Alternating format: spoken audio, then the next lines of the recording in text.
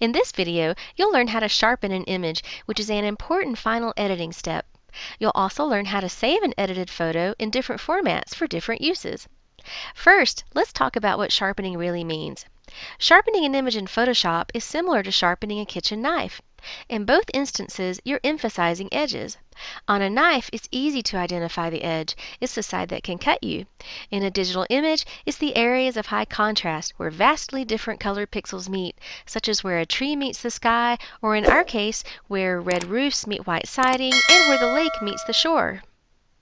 To emphasize those edges, Photoshop lightens the light pixels and darkens the dark pixels. There are many ways to sharpen an image in Photoshop, though in this video we'll use the Smart Sharpen filter because it's quick and easy to use. The first step is to prepare your layers for use with Smart Filters, which we did in the previous video in this series. Since you can run multiple filters on a single Smart object, we're all set. So choose Filter, Sharpen, Smart Sharpen. In the dialog box that opens, you see a preview of the image on the left and controls for sharpening on the right. To enlarge the preview, drag the lower right corner of the dialog box. Next, use the zoom tools beneath the image preview to set your document zoom level to 100% so you can see an accurate sharpening preview. Now click and drag within the preview box to bring an important part of the image into view. Set the preset menu to default,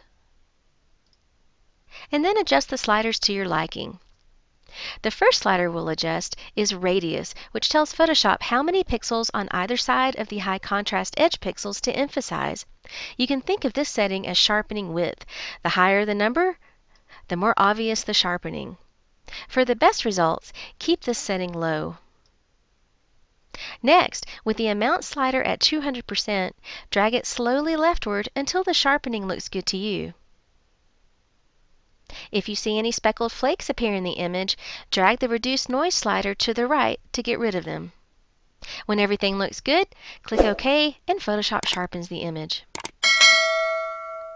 To reopen the filter and change its settings, double-click the filter's name in the Layers panel. To hide both the Smart Sharpen filter and the blur filter from parts of your image, you can activate the Smart Filter mask, which is the white thumbnail shown here, and then paint with black or gray.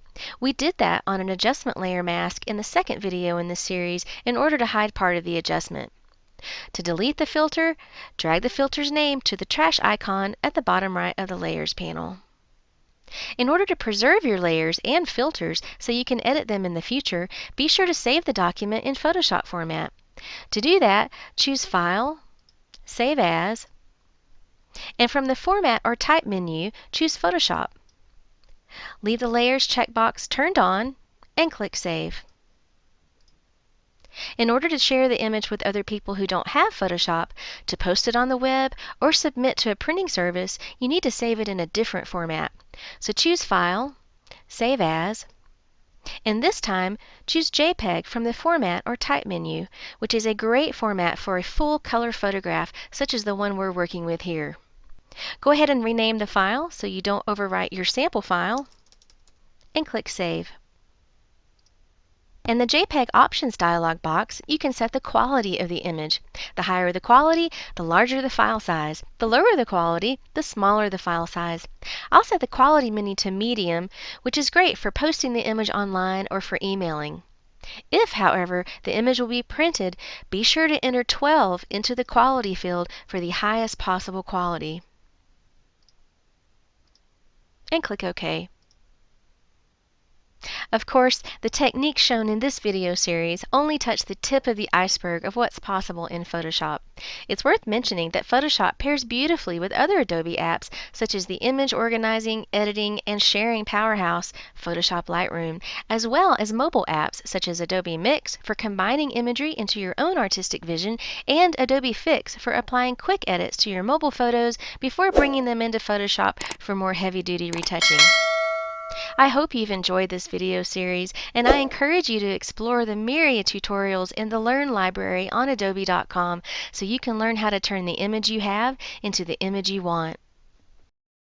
Subscribe now and press the bell icon. Never miss an update.